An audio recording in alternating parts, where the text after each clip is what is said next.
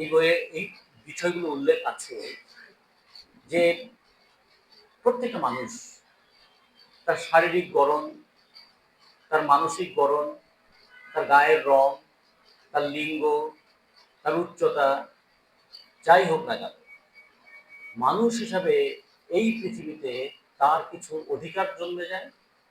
মানুষ হিসেবে এই পৃথিবীতে তার কিছু কর্তব্য তৈরি হয়। আমি আমার অধিকারগুলো যেমন প্রতিষ্ঠা করার চেষ্টা করব, আমি আমার কর্তব্যটা পালন করার ভূমিকা পালন করব। এই অধিকার এবং কর্তব্য, এই বোধটা আমার উপর কেউ চাপিয়ে দেয় নাই। এইটা মানব জাতির ইতিহাসটা যদি আমি পর্যালোচনা করি, তাহলে দেখব এই অধিকার এবং কর্তব্য দুটো কিভাবে মানব জাতি অর্জন করেছে এবং এর মধ্য দিয়ে মানব জাতি কিভাবে আজকের জায়গায় এসেছে। বইটাকে যদি আমরা প্রথমে, অনেকগুলো বিষয় আমরা কমরেডরা আলাদা আলাদাভাবে আলোচনা করেছেন, সবগুলো আলাদা আলোচনাগুলোকে একটা জায়গায় সন্নিবেশিত করলেই বই সম্পর্কে একটা পূর্ণাঙ্গ চিত্র পাওয়া যাবে। যেমন করে আমাদের প্রতিদিনের কাজগুলোকে, প্রত্যেকটা আলাদা আলাদা কাজগুলোকে একত্রিত করে একটা পূর্ণাঙ্গ চিত্র পাই। যেমন আমি যখন বললাম দুপুরবেলা আপনারা কি খেয়েছেন, ভাত খেয়েছে। ভাত কি দিয়ে খেয়েছেন? হাত দিয়ে খেয়েছে। বলে ভাত কি শুধু হাত দিয়ে খেয়েছেন? বলে না, মুখ দিয়েও খেয়েছে। আচ্ছা, ভাত শুধু হাত দিয়ে খেলেন আর মুখ দিয়ে খেলেন, চোখ কি সেখানে কোনো ভূমিকা পালন করে নাই? নাক কি কোনো ভূমিকা পালন করে নাই? নাকে যদি গন্ধটা পেতেন যে খাবারটা পচা, তাহলে কি আপনি খেতেন? আচ্ছা, চোখ যদি ভূমিকা পালন না করতো, তাহলে আপনি হাত রাখতেন, ভাতের এখানে কি আছে ওখানে কি আছে আপনি তো বুঝতে পারতেন না। আচ্ছা, চোখ চোখের মতো কাজ করলো, হাত হাতের মতো কাজ করলো, নাকও তার কাজ করলো, কিন্তু মাথা বললো খাবার তো আর আমার কি, খাবার তুমি মুখের জিহ্বায় স্বাদ পাবে, হাতে স্পর্শ পাবে, চোখ দিয়ে দেখবে, আমার কোনো এখানে ভূমিকা নাই। মাথা যদি সেখানে ভূমিকাটা পালন না করতো, তাহলে কি হতো? চোখ দেখলো এইটা হচ্ছে মাছ, তারপরে দেখালো ওর মধ্যে কাঁটা আছে, এটা কত দূরে। হাত তখন কি করবে? মাছ থেকে কাঁটাটাকে আলাদা করবে। নির্দেশটা কে দেবে? তাহলে এটা কত দূরে আছে? ভাতটা আছে এখানে, আমার হাতটা চলে গেল ওখানে। ভাতটা নিয়ে আমি কি মুখে ঢুকাবো না নাকে ঢুকাবো না আমার চোখে লাগবে, এইটা মেজারমেন্ট করে দেবে কে? এই জন্য বাচ্চারা ভাত খেতে গেলে কখনো মুখে যায়, কখনো নাকে যায়, কখনো গালে লাগে। এটা কেন হয়? তখন তার মাথাটা ঠিক ঠিক মতো কাজ করে না। আবার যাদের মাথাটা অপ্রকৃতিস্থ হয়ে যায়, তারাও ঠিক খেয়াল করতে পারে না। তাহলে আমার হাত, আমার চোখ, আমার নাক, এমনকি আমার কানেরও শব্দ, আমাকে কেউ তো বললো এই খাস না খাস না, এটা খারাপ জিনিস, তাহলে কানও কিন্তু তখন আমাকে ভূমিকা পালন করে। তাহলে ভাত খাওয়ার সময় সব পাশাপাশি। আবার যদি নাকটা বলে খাওয়া মুখ দিয়ে, আমার নাকের কি কাজ? নাক যদি সে সময় নিঃশ্বাস বন্ধ করে রাখতো, তাহলে আমি যখন বলি খাই, খাওয়ার সঙ্গে কিন্তু আমার সমস্ত ইন্দ্রিয়গুলোকেও আবার একত্রিত করতে হয়। একত্রিত করে সেটাকে আবার পরিচালিত করে কেন্দ্রীয় সংস্থা মাথা, এবং তার ফলে আমার একটা খাদ্য গ্রহণ প্রক্রিয়া শেষ হয়। তারপরে মুখ দিয়ে খেলাম, মুখের 18টার উপরে পেশি আছে, যারা আবার চাপানোর ক্ষেত্রে সহযোগিতা করে। ওই পেশি যদি ঠিক মতো কাজ না করতো, তাহলে প্যারালাইজ রোগীর মুখে ভাত দিলে যেমন একদিক দিয়ে দিলাম আর একদিকে পড়ে গেল। মুখ তো আছে, পেশিগুলো যদি কাজ না করে, তাহলে যে কোনো একটা কাজ হচ্ছে অনেকগুলো কাজের সমন্বিত রূপ। এই বইটাও যখন আমরা আলোচনা করলাম, অনেক দিক থেকে আলোচনা করলাম, সে আলোচনাগুলোকে যদি একটা সমন্বিত রূপ দাঁড় করাতে পারি, তাহলে বুঝতে পারবো বইটার একটা নির্যাস পেয়েছে। এরপরে আমি পাকস্থলীর কথা বাদে দিলাম, পাকস্থলীর কাজ, আমাদের মলমূত্র ত্যাগের কথা, এগুলো সবই বাদ দিলাম। তারপরে সাধারণভাবেও যদি কোনো একটা কাজ আমরা করতে চাই, কোনো কাজ আসলে একক কাজ নয়, প্রত্যেকটা কাজ হচ্ছে অনেক কাজের একক কাজের সমষ্টি। কিন্তু এই পৃথিবীতে কাজ সম্পর্কিত, শ্রম সম্পর্কিত, শ্রমশক্তি সম্পর্কিত এই ধারণাটা ঠিক মতো না হওয়ার কারণে, বিজ্ঞানসম্মত এই ধারণা না থাকার কারণে আমরা কি ক্রেডিট নেই? আমি করছি। তাহলে এই বই আবার আমাদেরকে এটাও শেখায়, রাজা বাদশারা বলতো আমি, কে তোমাদেরকে দেয়? আমি দেই। আর সেখানে শ্রমিকরা কি বলবে? কে এটা করে? আমরা করি। তার মানে বই আবার আর একটা সংস্কৃতিও তৈরি করে দিয়েছে এই বইয়ের মধ্যে, যে সমস্ত কাজ, অসংখ্য কাজের সমন্বয়, এবং অসংখ্য কাজের সমন্বয় সেটা যেমন আমাদের একটা কাজকে সুচারুভাবে শেষ করতে দেয়, আবার অসংখ্য মানুষের সমন্বয়ে যে সমাজটা চলে, সেই সমাজটাও যদি সকল মানুষের স্বার্থ রক্ষা না করে, অসংখ্য মানুষের কাজ, সেই কাজগুলো যদি একজন মানুষ ব্যক্তিগতভাবে আত্মসাৎ করে, তাহলে এটা কি বিজ্ঞানসম্মত হবে? এটা কি ইতিহাস সম্মত হবে? তাহলে ইতিহাস এবং বিজ্ঞান যদি আমরা জানি বা মানি বা বোঝার চেষ্টা করি, তাহলে এটাও বুঝতে হবে যে মানব জাতির ইতিহাসের এই যে অগ্রগতি, এই পুরো অগ্রগতিতে আছে মানব জাতির ভূমিকা। কিন্তু এই মানব জাতির ভূমিকাকে কখনো কখনো গোষ্ঠী বা দল বা ব্যক্তি যখন আত্মসাৎ করতে চেয়েছে, তখন তাদের মধ্যে একটা বিরোধ হয়েছে। সেটাকে তিনি একদম পরিষ্কার করে বইটাকে তিনটা ভাগে, তিনটা জায়গায় সংক্ষিপ্ত আকারে বলেছেন, যেটা পরে আবার বিস্তারিত আলোচনা। প্রথম কথাটা কি বললেন? ইউরোপ ভূত দেখছে। কি ভূত?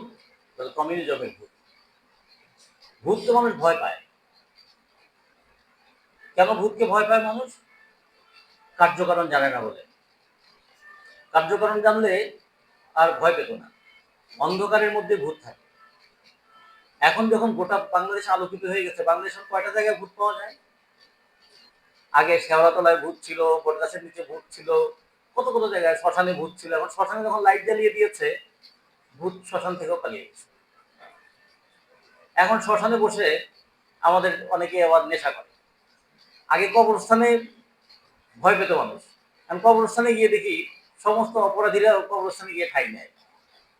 তার মানে আলো যত জ্বলছে, অন্ধকার যত দূর হচ্ছে, ভূত সংক্রান্ত ধারণাও কিন্তু তত চলে যাচ্ছে। তাহলে ভূতকে ভয় পাচ্ছে ইউরোপ, সেটা বলছে। ভূত কিসের ভয় পাচ্ছে? ইউরোপের কিছু ভয়, সেটা পরে তিনি দেখিয়েছেন। সেই ভয়টাকে কিভাবে আবার কৃত্রিম ভাবে মানুষের মধ্যে জাগিয়ে তোলার চেষ্টা করেছে। কমিউনিস্ট এই, কমিউনিস্ট ওই, কমিউনিস্ট এরকম খারাপ, কমিউনিস্ট এরকম জঘন্য, এগুলো বলার চেষ্টা করেছে। সেটা তিনি পরে, তার অ্যান্সার কিছুটা আছে। কিন্তু প্রথম শুরুটা হয়েছে ইউরোপ ভূত দেখছে, কমিউনিজমের ভূত। এই ভূত তাড়ানোর জন্য ঐক্যবদ্ধ হয়েছে কারা?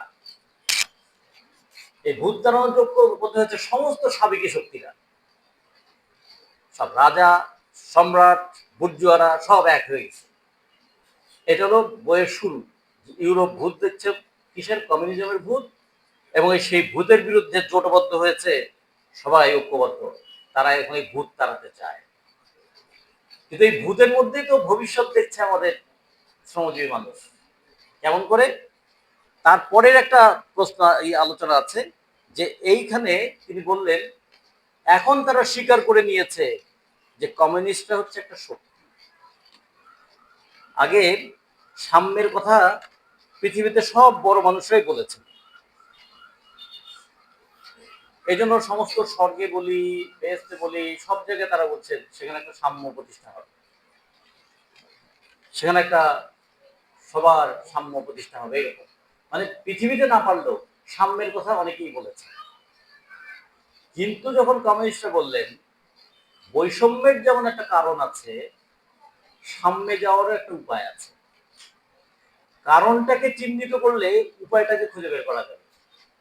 যখনই বৈষম্যের কারণগুলো খুঁজে বের করার চেষ্টা হলো, তখনই যারা বৈষম্য থেকে লাভ অর্জন করে, বৈষম্য যাদেরকে সুবিধা দেয়, তারা আতঙ্কিত হয়ে গেল। আতঙ্কিত হয়ে সবাই ঐক্যবদ্ধ হয়ে গেল, এই কমিউনিস্টদেরকে আর দাঁড়াইতে দেওয়া যাবে না।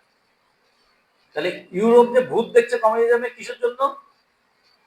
কারণ কমিউনিস্টরা বৈষম্যের বিরুদ্ধে যুক্তিসঙ্গত লড়াইয়ের সূচনা করেছে।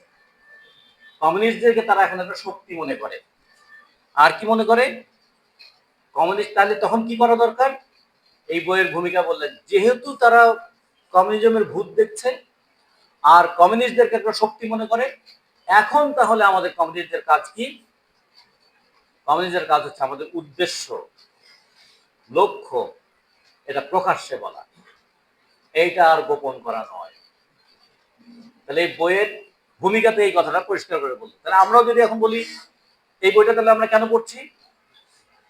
সমস্ত শোষকরা আতঙ্কিত হয়ে যায় যে কথাটা শুনলে, সেই কথাটা হচ্ছে এই বইয়ে লেখা আছে। সমস্ত শোষকরা ঐক্যবদ্ধ হয়ে যায় যে কথাটা শুনলে, তাদের ভীতি এবং ঐক্যের কারণ এটা আমাদের এখানে বর্ণনা করা আছে। তারা কমিউনিস্টদেরকে একটা শক্তি হিসেবে মনে করে। এখন আমাদের দায়িত্ব হচ্ছে আমরা যে একটা শক্তি, এই শক্তি দিয়ে আমরা কি করব, আমাদের উদ্দেশ্য কি, আমাদের লক্ষ্য কি, আমরা কোথায় আছি এবং কোথায় যাব। আছি এমন পরিস্থিতিতে সেখান থেকে আমরা কোথায় যেতে চাই সেই কথাটা পরিষ্কার করে বলা। তাহলে বইয়ের শুরুতে যেমন এরকম একটা বিষয় আছে, তার পাশাপাশি আছে কি যে এই বইয়ের শেষে আছে সেই ঘোষণা, যে ঘোষণায় কি বলা হয়েছে, আপন মতামত ও লক্ষ্য গোপন রাখতে কমিউনিস্টরা ঘৃণাবোধ করে। প্রকাশ্যেই তারা ঘোষণা করে যে তাদের লক্ষ্য সিদ্ধি হতে পারে কেবলমাত্র প্রচলিত সমাজ ব্যবস্থার বলপূর্বক উচ্ছেদ মারফত। কমিউনিস্ট বিপ্লবের ভয়ে শাসক শ্রেণীরা কাঁপতে থাকুক, শৃঙ্খল ছাড়া হারাবার কিছু নেই, জয় করার জন্য আছে সারা বিশ্ব। তাহলে শুরু করলাম ভূতের ভয় দেখিয়ে, আর শেষ করলাম সম্ভাবনা দেখিয়ে। ভূতের ভয়টা দেখবে কে? শাসক শ্রেণী। আর জয় করবে কে? সর্বহারা শ্রেণী। তাহলে এই বইটাকে যদি আমরা একদম একদম অনেক বলে না দুই মলাটের মধ্যে একটা বই, তো দুই মলাটের মধ্যে এই কথাটাই আছে। এই কথাটাই আমরা নানা দিক থেকে আলোচনা করেছি, আমরা বোঝার চেষ্টা করেছি, এবং আমরা এইটা শুধু একদিনের আলোচনায় বুঝবো না। আমাদের এই বইটা আমাদের পার্টির পক্ষ থেকেও প্রকাশ করা হয়েছে, অনুবাদটা একটু কষ্ট করে হলেও এই বইটা একটু কিনে নেওয়া দরকার। সময় সুযোগ পেলে মাঝে মাঝে একটু পড়া দরকার। পড়া দরকার এই কারণে যে একই জিনিস দুইবার তিনবার চারবার পড়ার পরেও পঞ্চমবার পড়ার সময় মনে হয় আমি আরো একটু ভালো বুঝেছি। আগের বার আমি যেটুকু বুঝেছিলাম তার সঙ্গে আজকের পড়ার পরে পরিস্থিতিটার সঙ্গে মিলিয়ে মনে হচ্ছে আমি আরো একটু ভালো করে বুঝেছি। যেমন আমরা ছোটবেলায় নামতা পড়তাম না, 2 একে 2, 2 দুগুণ 4, 3 দুগুণ 6, এরকম করে যখন আমরা মুখস্থ করেছি, 3-এর নামতা মুখস্থ করেছি, 4-এর নামতা মুখস্থ করেছি। এখন রাস্তায় যদি বলি এই কলা কত করে, বলে 12 টাকা, 5টা কলা দাও তো, কারণ সাথে সাথে মুখস্থ 12-কে 12, 12 দুগুণ 24, 3 12 36, এরকম করে বলি কি সাথে সাথে মাথা তখন কাজ করে যায় না। একটার দাম 12 টাকা হলে 5টার দাম কত? 60 টাকা। তার মানে যখন আমার একটা জিনিস পড়া থাকে, একটা জিনিস ভালো করে পড়া থাকে, তখন মাথাটাও খুব সক্রিয় হয়, খুব দ্রুত সে সিদ্ধান্ত দিয়ে দিতে পারে। ফলে পড়াগুলো আমাদের স্টোর হয়ে থাকে আমাদের মাথায়। এই জন্য একবার দুইবার তিনবার এইরকম যেন কোনো না হয়। আমাদের ছোটবেলায় একটা অদ্ভুত গল্প পড়ানো হতো। এই অদ্ভুত গল্প পড়ানোর মধ্য দিয়ে আমাদের মধ্যেও কিছু কিছু অদ্ভুত প্রবণতা তৈরি হয়েছে। যে শেরে বাংলা একে ফজলুল হক, তার বৈশিষ্ট্য কি? তিনি এক ঘুষিতে নারকেল ভাঙতে পারতেন। আচ্ছা, এইটাই কোনো বৈশিষ্ট্য হইলো? হাতি বলবে ওরা এক ঘুষি দরকার, আমার পায়ের নিচে ফেলে আমি কত নারকেল ভেঙে ফেলি। আচ্ছা, তারপর কি বলতেন? তিনি একবারে 40টা আম খেয়ে ফেলতে পারতেন। শেরে বাংলা ফজলুল হকের বৈশিষ্ট্য আমরা পড়েছি, 40টা আম খেয়ে ফেলতে পারতেন। তখন বলবো ওরকম ধামায় ধামায় আম কত আমি খেয়ে ফেলি, একটা বলদও বলতে পারবে। এইটা দিয়ে কি শেরে বাংলাকে বোঝা যাবে? আর একটা কি বোঝা যাচ্ছে? তিনি একদিন তার বই ছিঁড়ে ফেলেছে, তার বাবা তাকে ধরছে, বই ছিঁড়ছিস কেন? বলে বই তো পড়া হয়ে গেছে। পড়া হয়ে গেছে বলে বই ছিঁড়লি? তুমি যেখান থেকে পড়া ধরো। তো সে পড়া যেখান থেকে ধরে ছেলে দেখি সেটাই বলতে পারে। তার মানে এটা শেখালো কি, একবার কোনো জিনিস পড়া হয়ে গেলে ছিঁড়ে ফেলে দাও। ধামা ভর্তি আম খাও, ঘুষি মেরে নারকেল ফাটাও, আর বই পড়া হলে ফেলে দাও। কিন্তু শেরে বাংলা ফজলুল হকের কি কারণে তিনি শেরে বাংলা হয়ে উঠেছিলেন, কেন তিনি কৃষকের জন্য লড়াই করেছিলেন, কিভাবে তিনি একদিকে শ্রমিকের কথা কৃষকের কথা বলেছেন, আবার আর একদিকে তিনি কিভাবে শ্রমিক কৃষকের বিরুদ্ধেও দাঁড়িয়েছেন, এগুলো ইতিহাসের কোনো কিছুই আমার আলোচনার মধ্যে থাকলো না। আলোচনার মধ্যে থাকলো আম খাওয়া আর বই ছিঁড়ে ফেলা। আমাদের যখন ইতিহাসগুলো পড়ানো হয়, সেই পড়ানোর মধ্যে কোনো বিজ্ঞান ভিত্তিক বিশ্লেষণটা থাকে না, যে কারণে আমরা খুব বড় চরিত্র গড়ে উঠতে দেখছি না, কোনো সংগ্রামী মানুষ গড়ে উঠতে দেখছি না। তার সংগ্রামী মানুষ গড়ে উঠতে গেলে তার সংগ্রামের জীবনটা তো হাজির করতে হয়, সংগ্রামের শিক্ষাটা তো মানুষের মধ্যে নিয়ে যেতে হয়। তা আমাদেরও ওই রকম অনেকে আছে। মুস্তফা আলী একবার খুব দুঃখ করে বলেছিলেন যে এক খুব ধনী মানুষ, স্বামী স্ত্রী দুজনে গেছে মার্কেটিং করতে, শপিং করতে, মার্কেটিং বলবো না, শপিং করতে। তো এখানে এটা দেখে ওটা দেখে সেটা দেখে, ওটা পছন্দ হয় না, এর চেয়ে দামি জিনিস নাই, ওর চেয়ে ভালো জিনিস নাই। তখন বিক্রেতা বিরক্ত হয়ে বলছে যে এর তো এমন এক বিরক্তিকর ক্রেতা, তাকে কোনো কিছু দিয়েই যখন পছন্দ করানো যাচ্ছে না, তখন বললো তাহলে তাকে বইয়ের কর্নারে পাঠিয়ে দিই। ম্যাডাম আপনার আমাদের এখানে ভালো বইও আছে, বইয়ের কর্নারে আসুন। না না, বই লাগবে না, ওর একটা বই আছে। খুবই উচ্চ মার্গের রসিকতা, অনেকে ঠিক এটা বুঝবেও না। তার মানে ও জীবনে একটা বই পড়েছে, আর কোনো বই পড়ার দরকার নেই। যেমন আমরা ভ্যানগার্ড বিক্রি করতে গেলে আমি বলবো না, হ্যাঁ ভ্যানগার্ড তো পড়েছি তো, গত গত বছর একটা পড়েছিলাম। তার মানে ভ্যানগার্ড যে প্রতি মাসে বের হয়, প্রতি মাসে নতুন নতুন ইস্যুতে থাকে, এগুলো বাদ দিয়ে অনেকে বলে পড়েছি তো, ভ্যানগার্ড আগে কত পড়েছি। এইরকম আমাদের জন্য না হয়। ও ম্যানিফেস্টো, আচ্ছা ম্যানিফেস্টো তো আমি পড়ছি তো, একবার ছোটবেলায় একবার পড়ছি।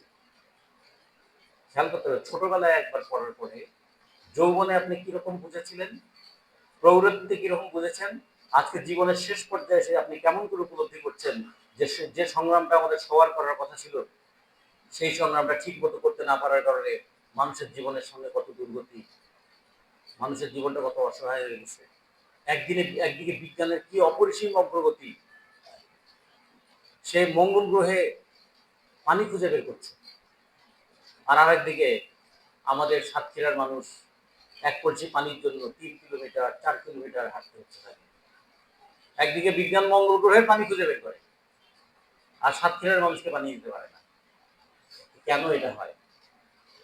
তখন সব প্রশ্নের একটা ভালো উত্তর আছে, যে উত্তর নিয়ে কেউ চ্যালেঞ্জ করতে পারে না। সেই উত্তরটা কি? কি আর করবা, কপাল। কপাল বললে তো সব উত্তর হয়ে গেল। কিন্তু যারা কপাল নয়, কারণ বুঝতে চাইবে,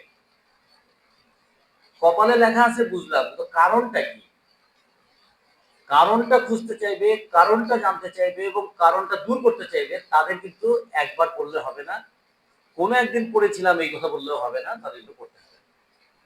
এখন তারপরে যদি আমি বলি যে এই বইটা আমাদের কার কার সংগ্রহে আছে। আচ্ছা, তার মানে বেশিরভাগই সংগ্রহে নাই। তাহলে দেখুন, আমাদের আজকে একটু চেষ্টা করতে হবে, এখানে আমাদের বইয়ের স্টলে বই আছে, আমাদের প্রত্যেকের জন্য সংগ্রহে বইটা থাকুক, যখন সময় পাবো। হ্যাঁ, এখানে আবার 2-4 জন আছে যারা গুপ্ত থাকতে পছন্দ করে, তারা হয়তো হাত তোলে নাই, হয়তো তাদের বাসায় আছে, ঠিক আছে। তা এখন সেটাও যদি বাদ দিই, তাহলে আমাদের 50%-এরও বেশি কিন্তু আমরা বইটা আমাদের নাই। তাহলে এই বইটাও আমাদের একটু সংগ্রহ করতে হবে, বইটা পড়ার চেষ্টা করতে হবে, একবার দুইবার। সে কবে আমাদেরকে শেখানো হয়েছে না, একবার না পারিলে দেখো শতবার। আমাদের শতবার দরকার নেই, 3বার পড়লেই ওটা সহজ হয়ে যাবে, 100বার পর্যন্ত যেতে হবে না। কিন্তু প্রত্যেক মানুষ কমরেডের কাছে যেন বইটা একটু থাকে, মাঝে মাঝে যেন আমরা একটু উল্টে পাল্টা পড়তে পারি। আচ্ছা, এখন আমরা মূল বিষয়টাতে যদি আসি, এই বইয়ের মধ্য দিয়ে আমাদের সামনে একটা গতির মধ্যে যে সমাজ আছে সেটাকে তুলে ধরা হলো। সমাজ কোনো স্থির জিনিস না, সমাজ কোনো স্থবির জিনিস না, এই সমাজ হচ্ছে গতির মধ্যে আছে, এটা একটা চলমান, এবং এই চলমান সমাজের ইতিহাস আছে। ইতিহাসটার কিছু অংশ আছে লিখিত, কিছু কিছু অংশ লিখিত নাই, কিছু অংশ আছে স্মৃতিতে, কিছু অংশ আছে শ্রুতিতে, কিছু অংশ আছে লিখিত। কারণ মানুষ তার লেখার ভাষা এটা আবিষ্কার করেছে খুব বেশি হলো 10,000 বছর আগে। তার আগের মানুষগুলোর ইতিহাস কোথায় আছে? তার আগের মানুষগুলোর ইতিহাস আমরা যখন দেখবো, ওই আর্কিওলজিক্যাল স্টাডি, 40,000 বছর আগের একটা গ্রাম পাওয়া গেল, সেইখানে গিয়ে দেখো, আমাদের যে বগুড়ার মস্তনগড় নামে একটা জায়গা আছে, 2,500 বছর আগে সেখানে শহর ছিল। তাহলে সেই শহরে সেখানে কিছু কিছু জিনিস আছে যেগুলো দেখলে বোঝা যায় যে অনেক আছে ওখানে মাটির পাত্র রাখা আছে। কারণ মাটির পাত্র কেউ কেউ আছে এখানে মাটির পাত্র দেখার জন্য পয়সা খরচ করে মহাস্থান করে আসলাম কেন, মানে ওই জাদুঘরে। তার মানে ওটা মাটির পাত্র দেখা না, তার মানে ২৫০০ বছর আগে এই ভূখণ্ডের মানুষ তারা শিখেছিল যে পানি দিয়ে মাটি গলে যায়, সেই মাটিকে পুড়িয়ে শক্ত করলে তার মধ্যে পানি রাখা যায়। আজকের দিনে এটা খুবই সহজ জিনিস মনে হতে পারে, কিন্তু সেই যে সময় মানুষের হাতে করে পানি নেওয়া ছাড়া আর কোনো উপায় ছিল না, সেই সময় মানুষ যে আবিষ্কার করতে শুরু করলো যে মাটিকেই যদি আমি পুড়িয়ে শক্ত করি ওর মধ্যেই পানি রাখা যায়। এটা মানুষের জীবনটাকে কতটা সহজ করে দিয়েছে। বারবার দৌড়ে যেতে হতো নদীর কাছে পানি আনার জন্য, তারপর সে কলসিতে করে পানি নিয়ে আসলো, সারাদিনের কাজ একবারে করে ফেলতো। তো জীবনটাকে কতখানি সহজ করে দিল। কখন মানুষ মাটি পুড়িয়ে পাত্র বানাতে শিখলো, এইটাও যদি কার্বন টেস্ট করে দেখি তাহলে দেখা গেল এটা ১০,০০০ বছর আগে, ১২,০০০ বছর আগে। তার মানে ওইটা লিখিত নাই, কিন্তু ওইটার ছাপটা আমার বস্তুর মধ্যে আছে। এই জন্য আমরা বলবো সব ইতিহাস আমাদের লিখিত নাই। কারণ ভাষা আবিষ্কারের আগে, বর্ণ আবিষ্কারের আগে, তার আগেও মানুষের কমিউনিকেশন ছিল। যে কারণে দেখা যায় ভাষায় অনেক পার্থক্য থাকলেও কিছু কিছু কমিউনিকেশন কিন্তু সবাই বোঝে। সবাই বোঝে মানে পৃথিবীর সব দেশের মানুষই বোঝে। যদি কাউকে হাত এরম করে তাহলে বুঝে যে মাইর দেবে, এটা কিন্তু ভাষা দিয়ে বলতে হবে। তাহলে এটা কেমনে বুঝলো? সে ইংরেজি ভাষাভাষী হোক, স্প্যানিশ হোক, সে ডাচ হোক, সে আরবি হোক, সে হিব্রু হোক, সে বাঙালি হোক। তার মানে একসময় মানুষ যখন বন্যজন্তুর সঙ্গে যে তার সংঘর্ষ করেছে, তখন যে তাকে প্রতিহত করার জন্য হাতে লাঠি নিয়ে যে তাকে প্রতিহত করার চেষ্টা করেছে, ওইটা তার স্মৃতিতে থেকে গেছে যে কাউকে প্রতিহত করতে গেলে এই ভঙ্গিটা করতে হয়। তাহলে এই জন্য আমি বলেছিলাম যে মানুষের সব ইতিহাস লিখিত নাই। লিখিত যে ইতিহাস আছে সেই ইতিহাসটার উপরেই আমরা এখানে বইয়ে বলা আছে যে মানব জাতির এযাবৎকালের লিখিত ইতিহাস হলো ইতিহাস, শ্রেণী সংগ্রামের ইতিহাস। শ্রেণী সংগ্রামের ইতিহাস কেন বলা হলো সেটাও এখানে বলা আছে। তার মানে প্রথম আমরা আলোচনা করে নিলাম যে সমাজটা একটা প্রবাহমান সমাজ, যে প্রবাহমান, কেমন প্রবাহমান সেটা গ্রিক দার্শনিকরা একসময় বলে গিয়েছিলেন। হেরাক্লিটাস নামে একজন বলেছিলেন যে এক নদীতে তুমি দুইবার নখ ডুবাতে পারবে না, যেটা আমাদের বাংলায় অনুবাদ করে বলেছে যে এক নদীতে দুইবার গোসল করা যায় না। কিন্তু এটা আমাদের গ্রামের কাউকে বললে বলবেন আরে এই নদীতে আমার দাদা গোসল করছে, আবার বাপ গোসল করছে, আমি গোসল করছি, তোমরা কি বলো যে এক নদীতে দুইবার গোসল করা যায় না? হেরাক্লিটাস তখন বলেছিলেন, তখন এই প্রশ্নটা আসে, আচ্ছা নদী মানে কি? পানির একটা প্রবাহ। আচ্ছা তুমি যখন ডুব দিয়ে উঠলে, যে পানিটাতে তুমি ডুব দিয়ে উঠলে সেই পানিটা তো সরে ওইখানে চলে গেছে। পরের বার যখন তুমি ডুব দিচ্ছ তখন এটা আর একটা পানি।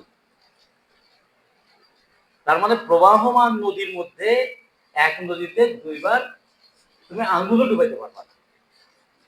ডুব দেওয়া তো পরের প্রশ্ন, আঙ্গুল ডুবিয়ে তোলার সাথে সাথে সেই পানিটা এখানে চলে গেছে, তখন তো পরে দিলে আর একটা ধারা এখানে আসছে। তার মানে সমাজটাও এরকম ক্রমাগত সে গতির মধ্যে আছে, গতির মধ্যে আছে বলে পরিবর্তনের মধ্যে আছে। আচ্ছা গতি এবং পরিবর্তনটা কেন হয় সেটা গিয়ে বলতে যে সমাজের মধ্যে গতি এবং পরিবর্তন যে হয় এইটাকেই তিনি বলেছেন এর মূল কারণ হচ্ছে শ্রেণী সংগ্রাম।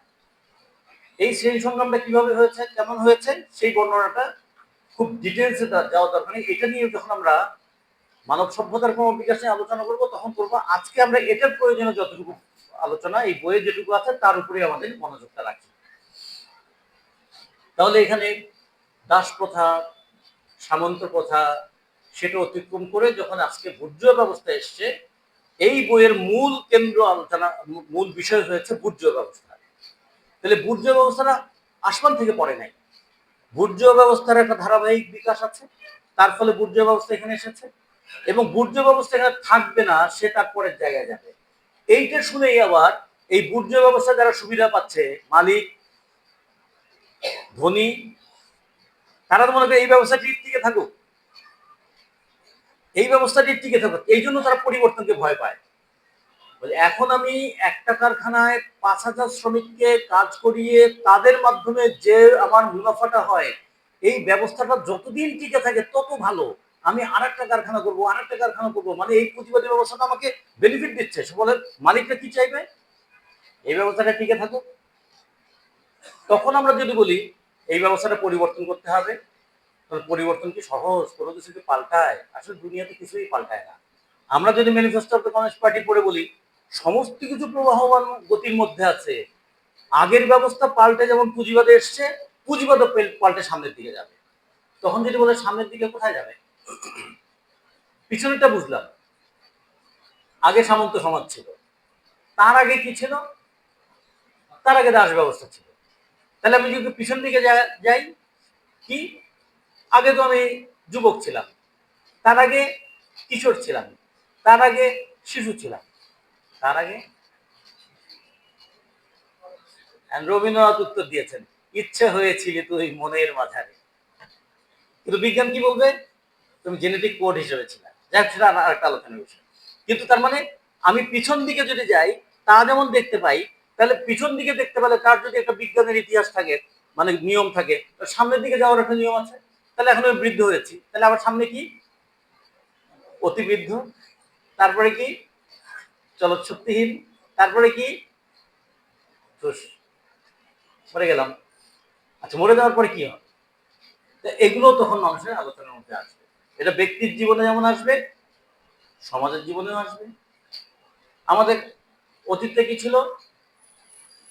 পাকিস্তানি শাসন আমল। তার আগে কি ছিল? ব্রিটিশ শাসন আমল। তার আগে কি ছিল? মোগল শাসন আমল। আমি ইতিহাসের এগুলো পিছন দিকটা পড়তে দিচ্ছে আমাকে, কিন্তু ভবিষ্যতে পড়তে দিচ্ছে না। তাহলে আমি যদি মোগলকে সরিয়ে ব্রিটিশ আসে, ব্রিটিশকে সরিয়ে পাকিস্তান আসে, পাকিস্তানকে তাড়িয়ে আমরা আসি, আমাদেরও আবার 2 দিন আগে শেখ হাসিনার স্বৈরাচারী ব্যবস্থা ছিল, তাকে তাড়িয়ে অন্তর্বর্তী ইউনুস আসলো, ইউনুস গিয়ে এখন আবার ইয়ে আসলো। এগুলো ইতিহাসটা ঠিকই পড়তে দেবে। তাহলে এরপরে কি? আরে না, পরে পরে অত অত জানার চেষ্টা করো কেন? বেশি জানার চেষ্টা করলে কিন্তু পাগল হয়ে যাবে। তারপরে জানার ক্ষেত্রে বাধা দেওয়ার অনেক লোক আছে। কিন্তু আমি যদি বলি যে আমি এখানে কেমন করে এলাম, এই আশাটা আকস্মিক নয়, এর একটা কার্যকারণ আছে। ফলে এখান থেকে কোথায় যাব, কার্যকারণ জানলে আমি পরেরটাতে যেতে পারবো।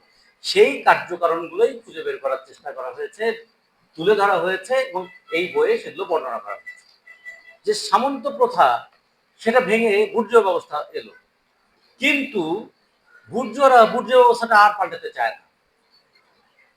আবার সামন্ত ব্যবস্থা ভেঙে যে বুর্জোয়া ব্যবস্থা এসছে, আসার পরে শ্রমিকরা যে তারা কাজ করে মজুরি ঠিক মতো পায় না, যে মজুরি পায় তাতে সংসার ঠিক মতো চলে না, তখন মজুরিরা যখন বিক্ষোভ করে, তখন সামন্তরা বলে তাইলে তো আগেই ভালো ছিল, বলে আবার পিছন দিকে নিয়ে যাওয়ার চেষ্টা করে। এখন যেমন বর্তমান সময়ে জিনিসপত্রের দাম কমছে না, এটা নিয়ে যখন আমরা বিক্ষোভ করি, তখন আওয়ামী লীগেররা বলে তাহলে তো আগেই ভালো ছিল। এরকম সবসময় সামন্তরাও বলে তাহলে তো বুর্জোয়ার চাইতে আগেই ভালো ছিল। কিন্তু বুর্জোয়ার সময় থেকে আগে যদি ভালোই থাকতাম, তাহলে ওইটা পাল্টে বুর্জোয়ার আসলো কেন? এই যে পাশ দিয়ে মেট্রো রেল যাচ্ছে, পরশুদিন একটা রিপোর্ট আপনারা দেখেছেন না? মেট্রো রেলে কখনো কখনো আমাদের সুই ঢুকানোর মতন জায়গা থাকে না, এত চাপাচাপি। তারপর প্রতিদিন মেট্রো রেল লস। 45 বছর লাগবে শুধু খরচ তুলতে। এই 45 বছর যে খরচ তুলতে হবে, এর মধ্যে আবার মেরামত করতে হবে না, আবার খরচ বাড়বে। মানে মেট্রো রেল কোনোদিন লাভজনক হবে না। কেন হলো না? আমরা তো সবাই খুশি হয়ে যাচ্ছে মাথার উপরে মেট্রো রেল, কিন্তু মাথার উপরে যে কত বড় ঋণের বোঝা আছে ওটা তো খেয়াল করি না। ঋণটা তো মাথায় বোঝা টের পাওয়া যায় না, মেট্রো রেলটা দেখে খুশি হওয়া যায়। এই মেট্রো রেলে এত দুর্নীতি হয়েছে, এত ব্যয় বাড়ানো হয়েছে, যে কারণে এখন আমাদের এই অঞ্চলে ভারত, পাকিস্তান এবং থাইল্যান্ড 3 দেশের চাইতে আমাদের মেট্রো রেলের ভাড়া বেশি হওয়া সত্ত্বেও মেট্রো রেল লস হচ্ছে। কিন্তু আমরা যখনই এবার এই সরকারের সমালোচনা করব, তখনই আওয়ামী লীগ বলবে দেখছো, তাহলে আগেই ভালো ছিল। এরকম সামন্তরাও বুর্জোয়া ব্যবস্থার এই অসারতা দেখে একটা সময় তারা বলতো তাহলে তো আগেই ভালো ছিল। সেখান থেকে যে সামন্ত সমাজতন্ত্রের কথা আসছিল, ওরা তখন বোঝানোর চেষ্টা করে তাহলে তো তোমরা আগেই ভালো ছিল।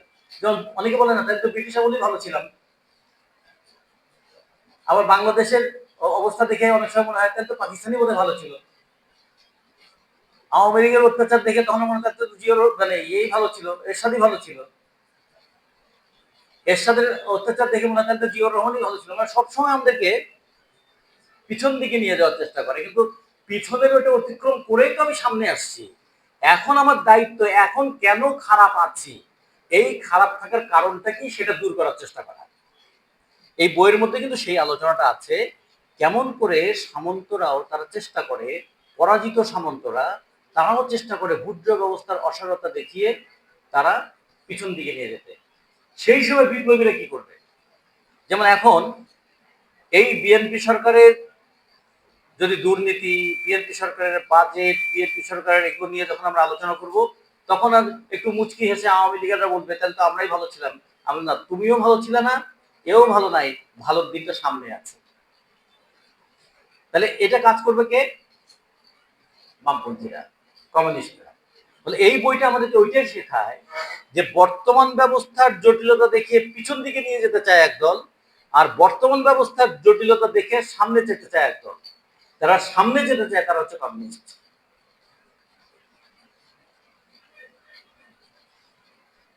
যেমন এবারের বাজেট, যখন এই বাজেটে বললো না ইতিহাসের সবচেয়ে বড় বাজেট হয়েছে এবার, 9,38,000 কোটি টাকার বাজেট।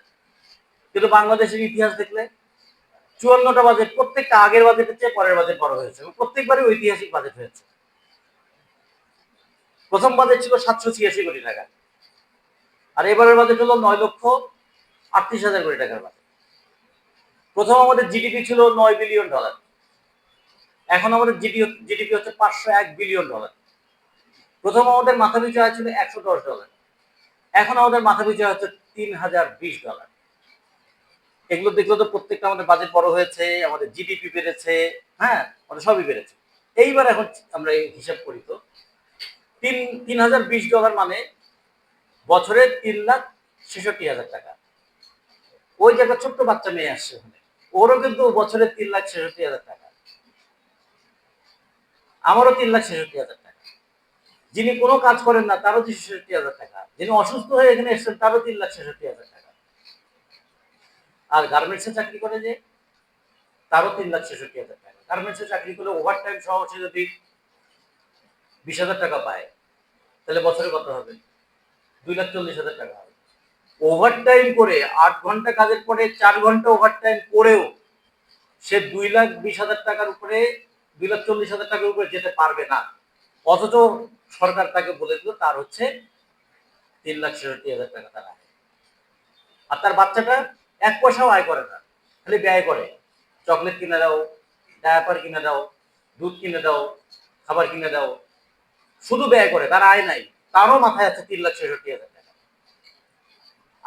আয়ের কিরকম একটা গরমিল তৈরি করে মাথা পিছু আয় ঠিক করা হয়েছে। ওই আয় আমাদের মাথার উপর দিয়ে চলে যাচ্ছে, কিন্তু আমাদের হাতে আসছে না। এইটা তো সব সরকারই করছে। প্রতিদিন একটা করে দিন যাচ্ছে, আমাদের উৎপাদন বাড়ছে, রপ্তানি বাড়ছে, জিডিপি বাড়ছে, বিদেশ থেকে আমাদের শ্রমিকরা টাকা পাঠাচ্ছে, সেগুলো বাড়ছে, কিন্তু শ্রমিকের হাতে আসছে না। আলোচনাটা আমরা এই জায়গায় আনতে চাই। আওয়ামী লীগ ভালো ছিল না, বিএনপি ভালো ছিল না, জামাত ভালো ছিল, ওইটা আর একটা বিষয়। কিন্তু এখন যেটা আমরা যে উৎপাদন করে শ্রমশক্তি দিয়েও আমরা যে আমাদের ন্যায্য মজুরিটা পাই না, আলোচনা সেই জায়গায় আসতে হবে। সেই জায়গায় আসার জন্য আমাদের রাজনৈতিক দৃষ্টিভঙ্গিটা করতে হবে। তা নাহলে আমাদেরকে আলোচনার মধ্যে ফেলে দেবে। চায়ের দোকানে যান, যে কোনো জায়গায় যান, আমাদের বাংলাদেশের মতো এত বেশি রাজনীতি নিয়ে আলোচনা তো আর কেউ করে না। ওইখানে আলোচনার সাথে সাথে আলোচনা শুরু, তাহলে তো আওয়ামী লীগ ভালো ছিল, তাহলে তো হাসিনাই ভালো ছিল। তার মানে যে আলোচনা করছে সে কিন্তু একজন শ্রমজীবী মানুষ। তাহলে সে শ্রমজীবী মানুষ আওয়ামী লীগের আমলেও শোষিত হইলো, ইউনূসের আমলেও শোষিত হইলো, এখনো শোষিত হচ্ছে। কিন্তু তার মধ্যেই সে যারা শোষক তাদের মধ্যে কে ভালো শোষক সেটা সে চিন্তা করছে। এই বই আমাদেরকে সেই জায়গায় বুঝতে শেখাবে যে শোষকদের চরিত্রটা খুঁজে নাও, কে ডান গালে থাপ্পড় দেয় আর কে বাম গালে থাপ্পড় দেয়, এইটা দিয়ে তার চরিত্র বিশ্লেষণ করে, দুইটাই থাপ্পড় দেয়। এটা তুমি বুঝতে পারো কি? পারতে হলে তাহলে তোমাকে বইটা একটু ভালো করে বুঝতে হবে। সেটাই তারা দেখিয়েছেন যে একটা বুর্জোয়া ব্যবস্থা কিভাবে মানুষের মধ্যে শোষণটা বাড়িয়ে তোলে, এবং শোষণ বাড়িয়ে তুললে তার ফলগুলো কি হয় একটু একটু করে দেখেন। এই বিষয়গুলো যদি আমরা একটু দেখি। ও বাবা, 4টা বেজে গেল, কতক্ষণ কথা বলা যাবে? আচ্ছা, তাহলে আমরা বইটা পড়তে গিয়ে আমরা দেখলাম যে প্রথম ব্যাখ্যাটা দাঁড় করা যে সমাজ সবসময় দুটো ভাগে ভাগ হয়ে থাকছে এ যাবৎকালে। একদিকে শাসক শ্রেণী বলি, আর একদিকে যদি আমরা শোষিত মানুষ বলি, এর মধ্যে সমাজে একটা দ্বন্দ্ব হচ্ছে। এই শাসক বা শোষকদের বিরুদ্ধে শোষিত মানুষের লড়াই, এই লড়াইটা দিয়েই কিন্তু সমাজটা এগোচ্ছে। দুই শ্রেণীর কিন্তু দুইটা স্বার্থ। শাসকের স্বার্থ হচ্ছে আরো বেশি শোষণ করা, আর শোষিত মানুষের স্বার্থ হচ্ছে সে শোষণ থেকে মুক্ত হওয়া। একজন আমার গলা টিপে ধরেছে, আমি তার হাত ধরেছি, দুইজনের স্বার্থ কি? ও আরো গলায় জোরে চাপ দিতে চায়, আর আমি হাত দিয়ে ওই চাপটা সরিয়ে দিতে চাই। দুইজন একই স্বার্থে কি শক্তি প্রয়োগ করছি? কিন্তু গত 2-3 বছর আমাদের মে দিবসের স্লোগান সরকার কি ঠিক করেছে? মালিক শ্রমিক ঐক্য করো, সোনার বাংলা তৈরি করো। তো মালিক শ্রেণীর দুইজনে, শ্রমিক দুইজন কিভাবে ঐক্য করবে? তাহলে এই কথাগুলো যারা লিখলেন তারা কি কম শিক্ষিত? তাদের তো একাডেমিক শিক্ষা তো অনেক, তারপর তারা এটা লিখলেন কেন? তার মানে একাডেমিক শিক্ষা আর দৃষ্টিভঙ্গি, রাজনৈতিক দৃষ্টিভঙ্গি এক জিনিস না। আমাদেরও এটা বুঝতে হবে এই জায়গায় যে তিনি এই সমাজের ভেতরে দ্বন্দ্বটা তিনি হয় বোঝেন না, অথবা বুঝেও আড়াল করতে চান। বোঝেন না সেটা তার অজ্ঞতা, আর বুঝে যে আড়াল করতে চান সেটা হচ্ছে তার শয়তানি, যাতে মানুষ বুঝতে না পারে। মানুষ বুঝতে না পারলে কার লাভ? যে ক্ষমতা আছে তার লাভ। ফলে এটা হচ্ছে ক্ষমতাসীনদের স্বার্থে সে তার বুদ্ধিকে ব্যবহার করছে। আর আমরা আমাদের যেটুকু বুদ্ধি সেটা কার স্বার্থে ব্যবহার করতে চাই? শ্রমজীবী মানুষের স্বার্থে। ফলে শুধু শ্রমিক হলেই সে শ্রমিকের পক্ষের লোক হবে তা না,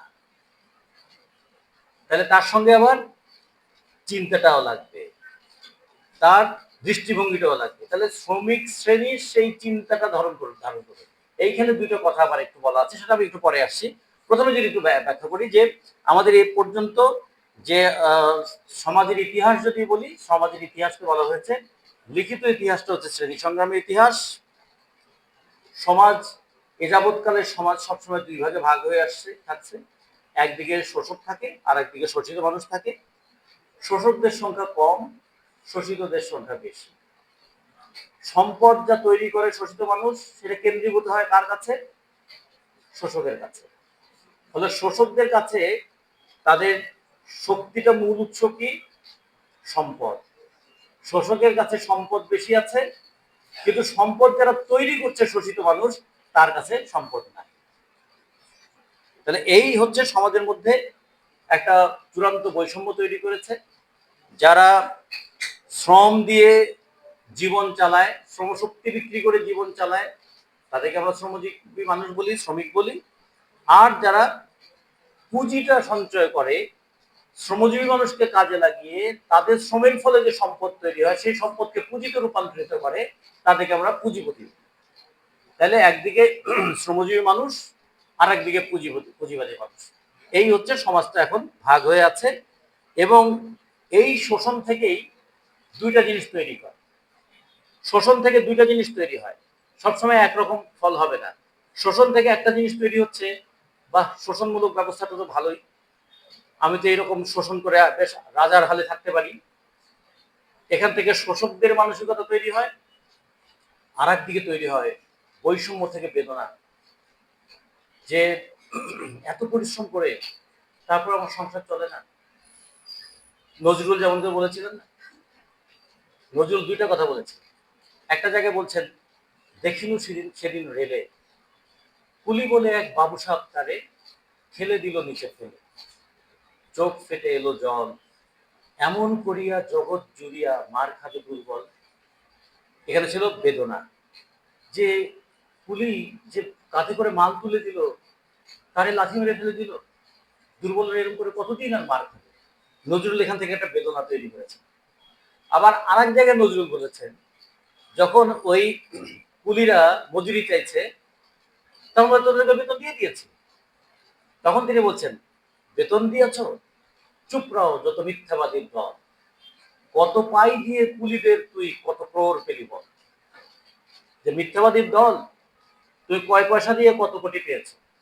তার মানে এক জায়গায় ছিল বেদনা যে অসহায় একটু মার খাবে, আর একদিকে হচ্ছে হিসাব, আমাকে কত টাকা বেতন দিয়েছ এবং তুমি কত মুনাফা করছো।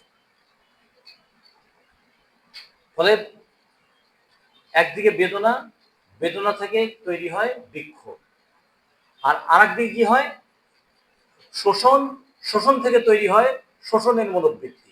ফলে সমাজটা কিন্তু দুই ভাগে ভাগ হয়ে গেছে। শুধু শোষক এবং শোষিত এই দুই ভাগে মোটাটাকে যখন ভাগ করি, আর একদল মানুষ তারা শোষকের মনোবৃত্তি নিয়ে চলে। তারাও মনে করে আমি যদি শোষণ করতে পারতাম।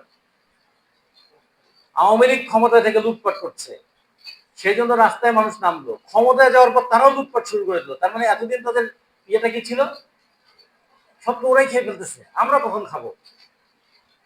কিন্তু তারাও তো রাস্তায় নেমেছে, তারাও গুলি খেয়েছে, তারাও পুলিশের মার খেয়েছে, তারাও জেল খেটেছে, কিন্তু তাদের মনোবৃত্তিটা কি ছিল, সব তো ওরা খেয়ে ফেললো, তাহলে আমরা কখন খাবো। আর আমাদের লড়াইটা কি ছিল, নজরুলের মতো বলে, স্বদেশীরও না বিদেশিরও না, কারো শোষণ মানব না। তাহলে আমাদের লড়াইটা কি, আওয়ামী শোষণও নয়, জামাতি শোষণও নয়, বুর্জোর শোষণ, বিএনপি শোষণও নয়, কোনো শোষণই মানব না। কারণ আমার রক্ত ঘাম দিয়ে তোমরা আমিরি করবা, এইটা হতে দেব না। তার মানে সমাজের মধ্যে তার দুইটা মানসিকতার জন্ম, একদিকে শোষকের মানসিকতা তৈরি হচ্ছে, আর একদিকে শোষিত মানুষের বেদনা থেকে, বিক্ষোভ থেকে আর একটা বিপ্লবের শক্তি জন্ম নিচ্ছে। এখন আমরা এখানে যে কয়জন মানুষ বসছি, আমরা সেই শক্তিটা তৈরি করতে চাই, সেটা হলো এই বেদনা থেকে বিক্ষোভ, বিক্ষোভ থেকে বিপ্লবের দিকে যেতে চাই। তাহলে বেদনা থেকে বিক্ষোভ এবং তারপরে যে বিপ্লবে যেতে হবে, তাহলে ইতিহাসটা আমাদের জানতে হবে, বর্তমানটা বুঝতে হবে, ভবিষ্যতের স্বপ্নটাও দেখতে হবে। এই বইয়ের মধ্যে ইতিহাস আছে, বর্তমানের যন্ত্রণাটা আছে এবং ভবিষ্যতের স্বপ্নের পথরেখাটাও আছে। সমস্যা? আচ্ছা, তো সেই ক্ষেত্রে বর্তমানের যন্ত্রণাটার মধ্যে কি দেখালেন তিনি, এই যে পুঁজিবাদ উন্মেষের পরে সে কি কি করলো, সে যন্ত্র ব্যবহার করতে শুরু করলো, যন্ত্র দিয়ে আরো অনেক উৎপাদন বাড়তে শুরু করলো। কিন্তু যন্ত্র দিয়ে উৎপাদনের ফলে আমার দুই ধরনের সমস্যা তৈরি হয়ে গেল। একদিকে যন্ত্রের কারণে উৎপাদন হওয়াতে মানুষের শ্রমের পরিমাণ আগের চেয়ে কম লাগলো। যেমন আগে যদি জমিদারের বাসায় ওই পাখা টেনে টেনে সারাদিন বাতাস করতো, তাইলে কি পরিমাণ শক্তি লাগতো। আর এখন একদিকে এসি গরম বাতাসটাকে ঠান্ডা করে দিচ্ছে, আবার ফ্যান কন্টিনিউ আসছে, ঘুরছে। কার শক্তিতে? পেশির শক্তির পরিবর্তে বিদ্যুতের শক্তি। বিদ্যুৎটা কেমন করে আবিষ্কৃত হলো, তৈরি হলো? মানুষের জ্ঞান এবং প্রযুক্তির কারণে। তারপরে জ্ঞান এবং প্রযুক্তি দুটো একসঙ্গে মিললে যেটাকে আমরা বলি টেকনোলজি। বিজ্ঞান একটা জিনিস আর প্রযুক্তি আর একটা জিনিস। বিজ্ঞান হচ্ছে নিয়মটাকে দেখায়, আর প্রযুক্তির নিয়মটাকে কাজে লাগানোর মতো করে যন্ত্রপাতি তৈরি করে। সেইটা দিয়ে আমাদের যে এই যে প্রযুক্তিগত শক্তি, তা দিয়ে কিন্তু আমরা এখন অনেক শ্রমসাধ্য কাজকে সহজে করে ফেলতে পারছি। তাহলে মানুষের জীবনটা কেমন হওয়ার কথা ছিল? আগে যে মানুষটা জমিতে কাজ করতে গিয়ে 1 বিঘা জমি চাষ করতে তার 3 দিন লাগতো গরু দিয়ে চাষ করতে, এখন সে ছোট পাওয়ার টিলার হলে একদিনে সে 4 একর 5 একর চাষ করতে পারে। আর যদি ট্রাক্টর হয়, তাহলে সব মিলে একদিনে সে 10 একর 12 একর জমি চাষ করে ফেলতে পারে। কিন্তু এখনো ওই কৃষক সকাল থেকে সন্ধ্যা কাজ করছে, আগেও সকাল থেকে সন্ধ্যা পর্যন্ত কাজ করছে। তাহলে কি হওয়া উচিত ছিল আমাদের চোখে মুখে যদি স্বপ্ন তৈরি করি? আগে সকালবেলা কৃষক চলে যেত জমিতে, 9টা 10টার সময় ওইখানে সে জমির আলে বসে ভাত খেত। দুপুরবেলা ওইখানে আশেপাশে কোনো গাছের নিচে একটু জিরায় নিয়ে আবার কাজ করে, বিকালবেলা পাশে পুকুর থেকে গোসল করে ভেজা লুঙ্গি ওইটা গায়ে শুকাতে শুকাতে বাসায় আসতো। এখনো কি কৃষক তাই করবে? এখন তো ওই জমি চাষটা 2 ঘন্টায় হয়ে যায়। তাহলে 2 ঘন্টায় যদি সে জমি চাষের কাজটা করে, বাকি তো তার 8 ঘন্টা তার হাতে থাকার কথা 10 ঘন্টার মধ্যে। এই 8 ঘন্টা হলে কৃষক কি করতো? কৃষক যদি একটু পড়াশোনা করতো, কৃষক যদি একটু বিশ্রাম নিত, কৃষক যদি তার অন্য কোনো দক্ষতা বাড়ানোর কাজ করতো, তাহলে কি সমাজের জন্য ভালো হতো না খারাপ হতো? কিন্তু মালিক তখন সেটা তো করতে দেবে না। গার্মেন্টসে আগে একজন কর্মী সারাদিনে যতটা কাজ করতে পারত, এখন যন্ত্র আসার কারণে ওই যে জ্যাকার মেশিন একটা আসছে, একটা জ্যাকার মেশিন কয়জন শ্রমিকের কাজ কেড়ে নিয়েছে? 4 জন 5 জন 13 জন। একটা জ্যাকার মেশিন 13 জন শ্রমিকের কাজ করে দিচ্ছে। তাহলে তো আগে যে শ্রমিকরা গার্মেন্টসে 12 ঘন্টা কাজ করতো, এখন তো তারা 1 ঘন্টা কাজ করলে হওয়ার কথা। এই কথা মালিককে বললে মানুষ বলিস মস্করা পাইছো? আমি যন্ত্র কিনছি কিসের জন্য? শ্রমিকের শ্রম লাঘব করার জন্য নাকি আমার মুনাফা বাড়ানোর জন্য? সেটা মুনাফা বাড়ানোর জন্য। কিন্তু হওয়া উচিত কি ছিল? এই যন্ত্র ব্যবহার করে শ্রমিকের শ্রমটা লাঘব করা। শ্রমিকের শ্রমটাও লাঘব করবো, উৎপাদনটাও বাড়াবো, এবং তার সুফলটা আমরা সমাজের সবাই পাবো। এইখানে একটা কথা বলা আছে, পুঁজি একটা সামাজিক শক্তি। পুঁজিটা একটা সামাজিক শক্তি, কিন্তু সামাজিকভাবে উৎপাদন হয়। পুঁজিটা কার হাতে চলে যায়? মালিকের হাতে। তো পুঁজিটা সামাজিক শক্তি, এটা যদি সমাজের মধ্যে বন্টন হতো, তখন কিন্তু এই চিন্তাটা আসতো যে যন্ত্র ব্যবহার করার মধ্য দিয়ে আমরা শ্রমিকের শ্রমটাকে লাঘব করব। যে মা তার বাচ্চাটাকে রেখে তার বোনটা পড়ে আছে কারখানায়, কানটা পড়ে আছে, কারো কোনো একটা বাচ্চার কান্না শুনলে মনে হয় আমার বাচ্চা কাঁদলো কিনা। 2 ঘন্টা 3 ঘন্টা পর পর একটু খাওয়ানো দরকার। বাড়িতে তো ইয়ের কাছে রেখে আসছি, ঠিক মতো খাবার দিল কি? ওই মা তো ঠিক মতো কাজেও মনোনিবেশ করতে পারছে না। কিন্তু যদি এই আধুনিক যন্ত্রপাতির সুফলটা পেত, এই মা তো তার সন্তানকে ঠিক মতো টেক কেয়ারও করতে পারত। 1। 2 নাম্বার, যদি এরকম হতো আমরা অনেক বেশি ডে কেয়ার সেন্টার এবং ফুল ডে স্কুলিং এর ব্যবস্থা করতাম, মা নিশ্চিন্তে থাকতো যে আমার সন্তান ভালো আছে, আমি ঠিক মতো কাজ করি। এইটা করার জন্য যে একটা শুধু মন থাকলেই তো হবে না, এটার জন্য একটা পদ্ধতিও লাগবে। এইখানে একটা ছোট্ট উদাহরণের মতো আছে। রবার্ট ওয়েন নামে একজন শিল্পপতি ছিলেন। তিনি চেষ্টা করেছিলেন কারখানায় শ্রমিকদের বেতনটা ভালো দেই, বাচ্চাদের জন্য স্কুলের ব্যবস্থা করি, মেয়েদের জন্য একটু ভালো ভালো শৌচাগারের ব্যবস্থা করি, বৃদ্ধদের জন্য একটু ব্যবস্থা করি, তাহলে উৎপাদন বেড়ে যাবে। এবং তিনি হিসাব করে দেখে দিলেন যে ঠিকই তার উৎপাদন বেড়ে গেল। কিন্তু আশেপাশের সব মালিকরা তখন তাকে ঠেসে ধরলো, এমন পরিস্থিতি করলো যে সে তার কারখানায় লাঠি ওঠার উপক্রম। তার মানে কোনো মালিক একা হলেও কিছু করতে পারবে না। আমরা অনেক সময় বলি না, একটু আগে রিপোর্ট বললো যে অনেক সময় আমরাই বলি যে আমাদের মালিকটা খুব ভালো। আচ্ছা, কোনো মালিক যদি ব্যক্তিগতভাবে ভালো হওয়ার চেষ্টাও করেন, সেও পারবে না এই সিস্টেমের কারণে। আর কোন শ্রমিক দুর্দশা তারা একার না। তাহলে পুঁজিবাদী ব্যবস্থাটা যখন আমি দেখছি, পুঁজিবাদী ব্যবস্থা যখন বোঝার চেষ্টা করছি কিভাবে যন্ত্র মানুষের উৎপাদনের ক্ষমতা বাড়িয়ে দিল, যন্ত্র উৎপাদনের ক্ষমতা বাড়ানোর সঙ্গে সঙ্গে মালিকের মুনাফাটাও বাড়িয়ে দিল, এবং যন্ত্র পাশাপাশি যত যন্ত্রের ব্যবহার হচ্ছে তত বৈষম্যটা বাড়ছে। অথচ যন্ত্র তো মানুষের জীবনটাকে উন্নত করার কথা ছিল।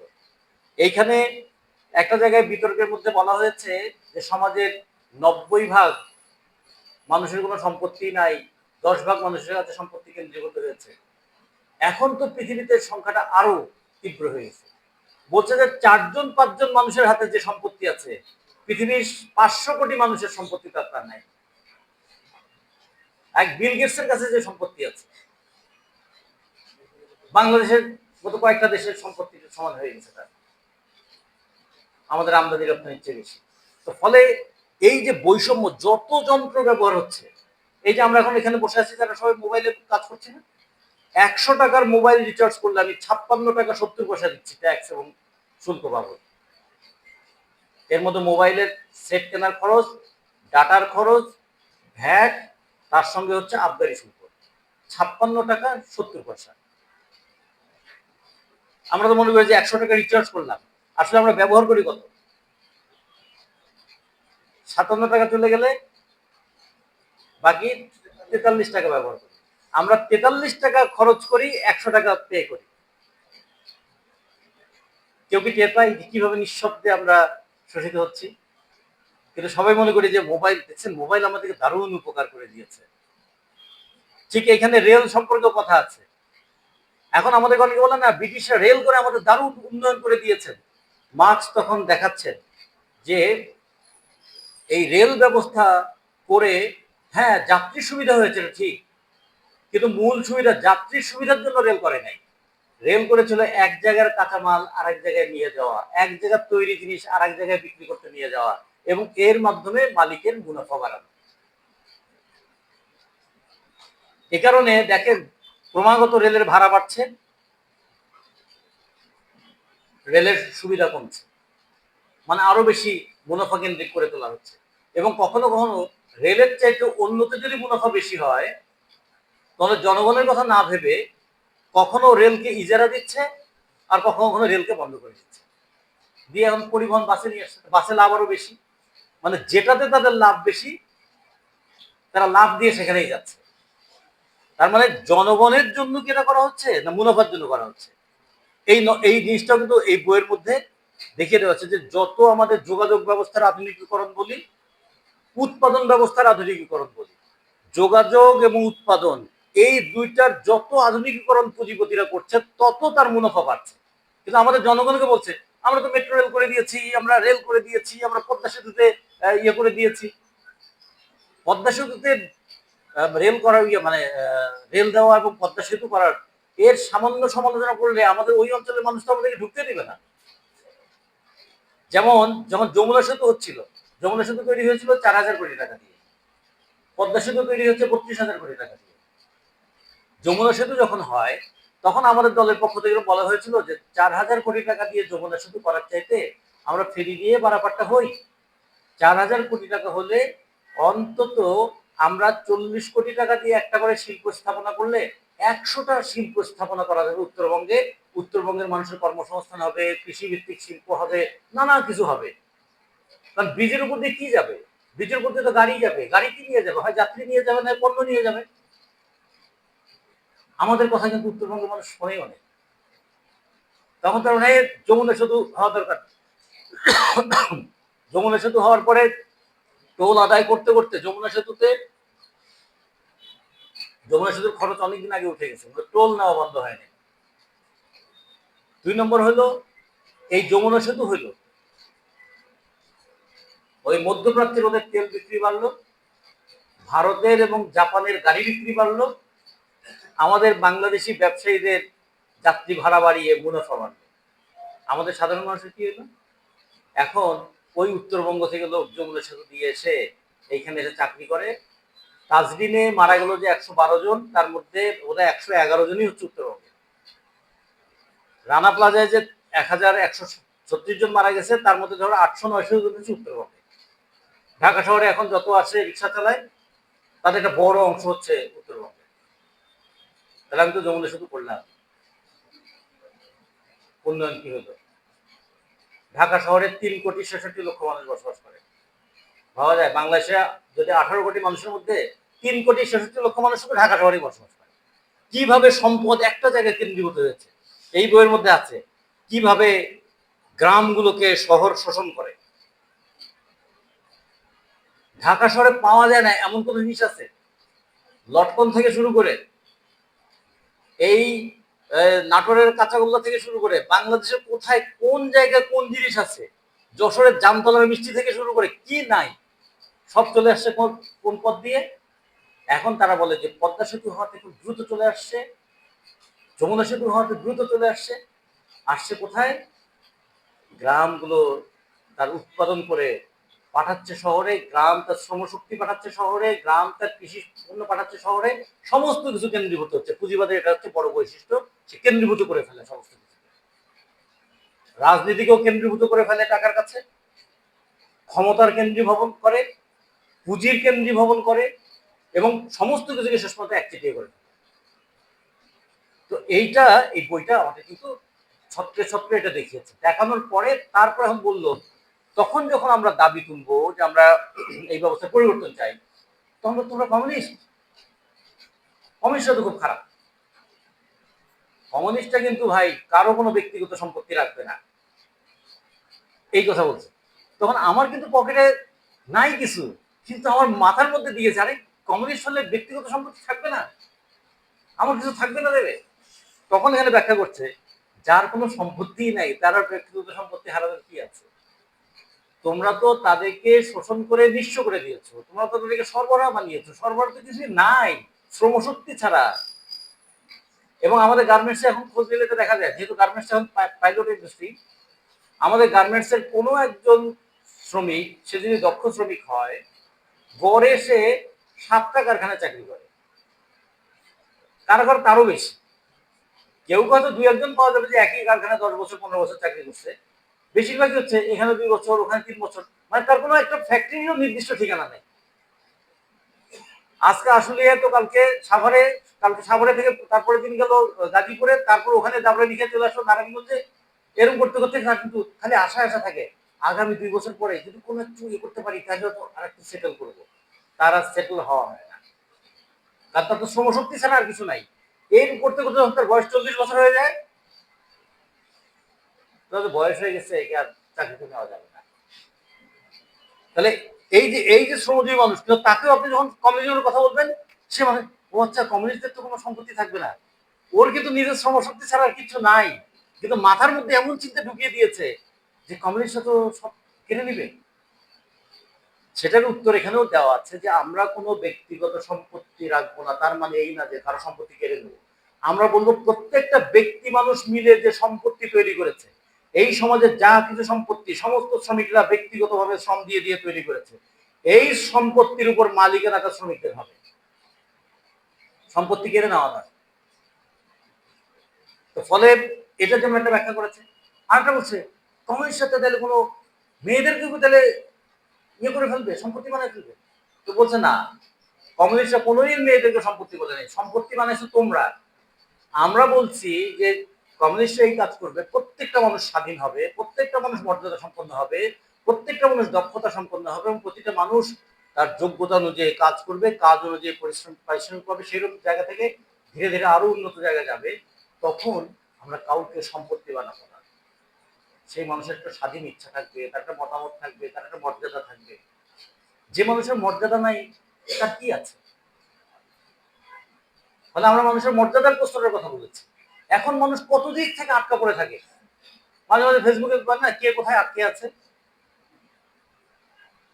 কেউ সম্পত্তির কাছে আটকা পড়ে আছে, কেউ অসহায়ত্বের কাছে আটকা পড়ে আছে, কেউ যাবো কোথায়, খাবো কি, অসহায় মানুষ অপমান সহ্য করে টিকে থাকে, বাচ্চা কাচ্চার জন্য আটকা পড়ে থাকে। তখন বলছে না, মর্যাদা ছাড়া ভালোবাসা ছাড়া আর কোনো কিছু আমাদেরকে আটকে রাখবে না। কিন্তু এখন এটা বললে কি এটা পারা যাবে? আমাদের তো সেই সমাজের সেই দক্ষতাটা, সেই সাপোর্টটা তো নাই। একটা মেয়ে যদি তার যদি স্বামীর সঙ্গে তার সংসারটা না করে, সমস্ত দোষটা কার উপরে এসে পড়ে? মেয়ের উপরে এসে পড়ে। তাহলে সেই জায়গায় তাহলে কমিউনিস্টরা এমন একটা জায়গা তৈরি করবে যে হ্যাঁ, যদি দুইটা মানুষ মর্যাদা সম্পন্ন সম্পর্ক তৈরি করে তখনই তারা একসঙ্গে থাকতে পারে, যদি অপমান সহ্য করে থাকতে হয় তাহলে থাকবে না। কিন্তু এই কথাটা যদি এখন বলি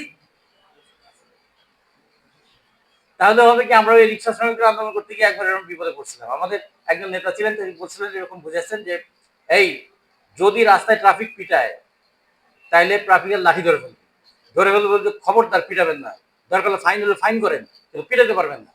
সে তো খেপে খেপে গিয়ে যেই পুলিশ দুটা বাড়ি দিছে সাথে সাথে লাঠি ধরে বলছে ফাইন হলে ফাইন করবেন, পিটাবেন না। তারপর ঠিক আছে দে ফাইন দে। তো আমরা তাহলে কি হলো, বাইরেও খেলাম ফাইনও দিলাম। তার মানে কোন সময় কোনটা করতে হবে, সময়টা খুব গুরুত্বপূর্ণ। এখন আমি সমাজে সেই ব্যবস্থাটা করলাম না, এখনই বললাম মর্যাদা ছাড়া কোনোভাবে একসঙ্গে থাকবো না, কালকে সব ঘর বাড়ি ছেড়ে বেরিয়ে চলে আসলাম, তাহলে কি দাঁড়াবে? সমাজে একটা বিশৃঙ্খলা তৈরি হবে না? তাহলে কিন্তু সমাজের জায়গাটা তৈরি করতে হবে এই মর্যাদার জন্য, ভিতরে যেন আকুতি তৈরি হয় মর্যাদার জন্য ভিতরে যেন একটা যন্ত্রণা তৈরি হয়, মর্যাদার জন্য একটা স্বপ্ন তৈরি হয়, আমি আমার সারা জীবন যেরকম কষ্ট করেছি ভবিষ্যতের সন্তানদের জন্য এরকম কষ্ট করতে না হয়, সেরকম একটা সমাজ তৈরি করবো। সেখান থেকে না কমিউনিস্টরা লড়াই করবে। কমিউনিস্টদের লড়াই হচ্ছে বর্তমান থেকে ভবিষ্যতের দিকে যাওয়ার জন্য। এইটাই বলছে, কমিউনিস্টরা হচ্ছে বর্তমান থেকে ভবিষ্যতে যাওয়ার জন্য লড়াই করে, শুধু বর্তমানের মধ্যে আটকে রাখার জন্য নয়। তো ফলে বর্তমানের বেদনা তার ভবিষ্যতের গন্তব্য ঠিক করে দেবে। এটা তাহলে পরিবারের ক্ষেত্রে এই আলোচনাটার উত্তর এখানে আছে।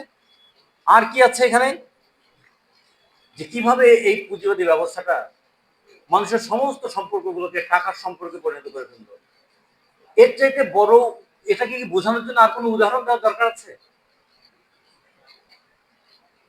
পরিবারেও যদি 3টা বাচ্চা থাকে, যে বাচ্চাটা খুব বেশি বাবা মাকে অপমান করে কিন্তু সে বড় বেতনের চাকরি করে, বাবা মা যার 3টাই তার সন্তান, বাবা মাকে অপমান করে কিন্তু সে বড় বেতনের চাকরি করে।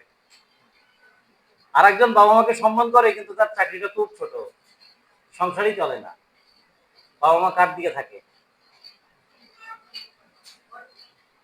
তার মানে যে আবেগের সম্পর্কগুলোকে কিভাবে অর্থের সম্পর্কে পরিণত করে দিয়েছে।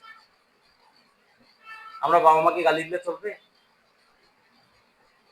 পরশুদিন দেখলেন না, 4বার বাপের লাশ দাফন করতে দেয় নেই, ছেলেমেয়েরা ঝগড়াঝাটি করে আগে ফয়সালা করবো তারপর লাশ দাফন হবে।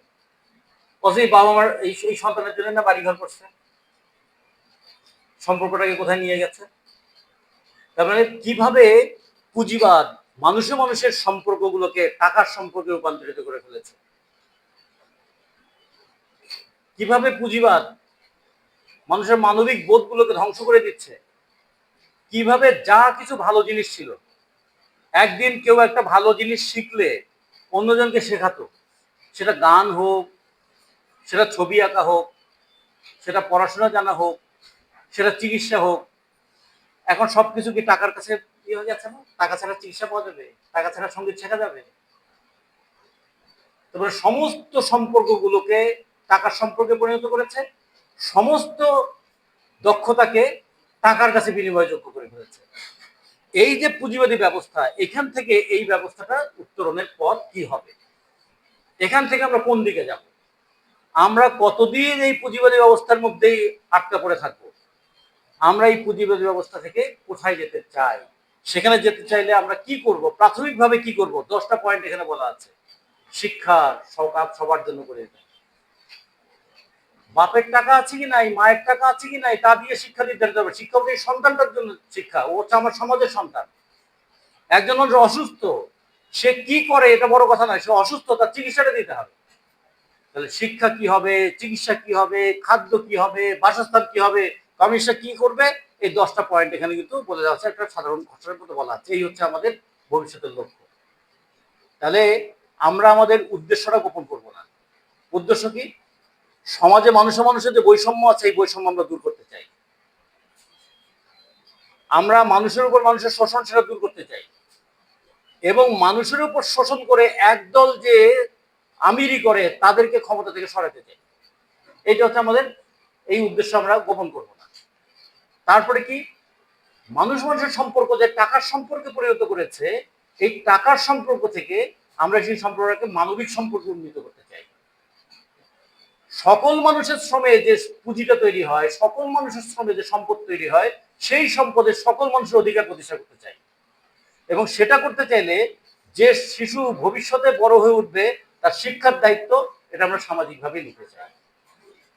এই কথাগুলোই এখানে এই বইটার মধ্যে নানা ফর্মে বলা আছে।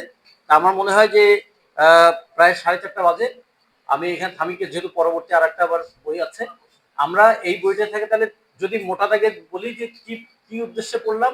প্রথমত এই বইটা পড়বো এইটা বোঝার জন্য যে কমিউনিজমের বিরুদ্ধে সকল শোষক শ্রেণী ঐক্যবদ্ধ হয়ে যায়, আপনাকে খুবই ভালো বলবে, বলার পরে যেই যখন শুনবে যে আপনি বাসদ করেন, সাথে সাথে আওয়ামী লীগ, বিএনপি, জাতীয় পার্টি, জামাত সব জনে এক হয়ে যায়। কেন এক হয়? আমরা অনেক সময় বলি যে আমাদের বিরুদ্ধে সবাই এক হয় কেন? আমাদের বিরুদ্ধে সবাই এক হয় কারণ ওরা সবাই হচ্ছে পুঁজিপতিদের দল। আমরা যেহেতু শোষণ মুক্তির কথা বলি, ফলে অনেক ক্ষেত্রে আমাদেরকে তারা পছন্দ করে, কিন্তু শেষ বিচারে তারা আমাদের বিপক্ষে দাঁড়িয়ে যায়। ওরা কমিউনিজমের ভূত দেখে। 2 নম্বর হচ্ছে যে কমিউনিজমকে ওরা শক্তি হিসেবে মনে করে। শক্তি হিসেবে মনে করে বলে আমরা কোনো একটা কথা বললে, তো কই আপনাদের দলে তো কোনো এমপি নাই, আপনাদের দলে তো কোনো লোকজন নাই, এটা কেন বলে? যদি আমরা নাই তাহলে তো আমরা নাই, তার মানে আমাদের শক্তিটাকে তারা অবজ্ঞা করতে পারে না। এই কারণে আমাদেরকে তাচ্ছিল্য করে কখনো কখনো আড়াল করতে চায়। তার মানে কোনো না কোনো ভাবে তাদের মধ্যে ভয় আছে এই শক্তিটা যেন না বাড়ে, এই জন্য নানা ফর্মে তাচ্ছিল্য করে। 3 নম্বর কি, এই সমাজে আমরা যে সামন্ত সমাজ থেকে বুর্জ সমাজে আসছি, বুর্জ সমাজের মধ্যে অবস্থান করছি, আমাদের মধ্যে বুর্জ সমাজের চিন্তাগুলো আছে না, সামন্ত সমাজের চিন্তাগুলো আছে না? সেই সামন্ত সমাজের চিন্তা আমার বোনের সঙ্গে সম্পর্কের ক্ষেত্রে, আমার স্ত্রীর সঙ্গে সম্পর্কের ক্ষেত্রে, আমার সন্তানের সঙ্গে সম্পর্কের ক্ষেত্রে এগুলো কি প্রতিফলন ঘটে না? আমি বলছি এই শিশু হচ্ছে আমার ভবিষ্যৎ, কিন্তু চোখ আর একটা কথা বলবি না, এই কথা কি বলতেছি না? আমি বলতেছি যে স্বামী স্ত্রী দুইজনে মিলে আমরা সংসার করছি, আমরা কি একজন আরেকজনের উপর কর্তৃত্ব প্রতিষ্ঠা করার চেষ্টা করছি না? বিয়ে করছো ফাজলামি নাকি, খরচ দিবা না, এরকম কথা বলতেছি না আমরা? তাহলে আমরা ওখানে, কিংবা হ্যাঁ আমার কথাই শুনতে হবে, এগুলো বলছি না আমরা? কিন্তু কোথা থেকে আসে এই চিন্তাগুলো, কোথা থেকে আসে এই অভ্যাসটা, কোথা থেকে আসে? তাহলে এইটাকেও বলতে হবে, এই অভ্যাসের জননী হচ্ছে এই সমাজ। তাইলে আমি যত এটা লড়াইটা করব, তত আমরা অভ্যাসগুলো পাল্টাবো। তা না হলে আমরা যদি কেউ বলি হ্যাঁ করেন ভাই বামপন্থী দল, কিন্তু আচরণ তো আপনার এইরকম, তাহলে খেয়াল করতে হবে যে আমরা তো পুরনো আচরণ কিছু আমাদের মধ্যেও নিয়ে আসছি, সেই আচরণটা আমাদের সংগ্রামের মধ্যে দিয়ে দূর করতে হবে। এই যে সংগ্রামের পথেই আমাদের দক্ষতা বাড়বে, সংগ্রামের পথেই আমাদের শক্তি বাড়বে, সংগ্রামের পথেই আমাদের ভবিষ্যৎটাকে আমরা নিশ্চিত করব। বসে বসে ভাবলে, এখানে কিছু কথা আছে যে ভাবোচ্ছ্বাস একটা শব্দ আছে, কোন কোন জায়গায় ইচ্ছা আছে কল্পনা, কল্পনা একটা সুখের সমাজ সবাই চায়, ইস আমাদের যদি এরকম হতো। এবং কল্পনায় সুখের সমাজ তৈরি করার কথা যারা বলে, তারা বাস্তবে বর্তমান সমাজের মধ্যেই মানুষকে আটকে রাখতে চায়। কাল্পনিকতার মধ্যে মানুষকে আটকে রাখতে পারার একটা সুখ আছে, মানুষ কিন্তু কষ্ট করে, কিন্তু কল্পনায় এসে একটা সুখের ঘোরের মধ্যে থাকে। এটাও কিন্তু একটা খুব বড় আক্রমণ। এবং সেখান থেকে 3টা জিনিস আসে, একদিকে মাদকের নেশা আসে, আর একদিকে মৌলবাদী উন্মাদনা আসে, আর একদিকে আসে সমস্ত কাজ ছেড়ে দিয়ে চুপচাপ বসে থাকা, আর কিচ্ছু ভালো লাগে না। তাহলে একটা প্রচন্ড অবসাদগ্রস্ততা, অথবা অথবা মাদকের কাছে আশ্রয় নেওয়া, অথবা একটা মৌলবাদী উন্মাদনার মধ্যে যাওয়া। এই 3 দিকেও কিন্তু ঠেলে দেওয়ার চেষ্টা করে, যদি আমি কার্যকারণগুলো ঠিক মতো বুঝতে না পারি। ফলে এই বইটা আমরা পড়বো, বইটা বোঝার চেষ্টা করব, এবং আজকে যেমন জোনাল স্কুলিং এ আমরা একটা আপাতত গাইডলাইনের মতো করে নিলাম, ভবিষ্যতে আমরা কি এটাকে নিজের চর্চার মধ্যে রাখবো এবং বিতর্ক করে আলোচনা করে বিষয়গুলোতে ভালো করে বোঝার চেষ্টা করব। এই কথা বলে আপনাদের সবাইকে ধন্যবাদ জানিয়ে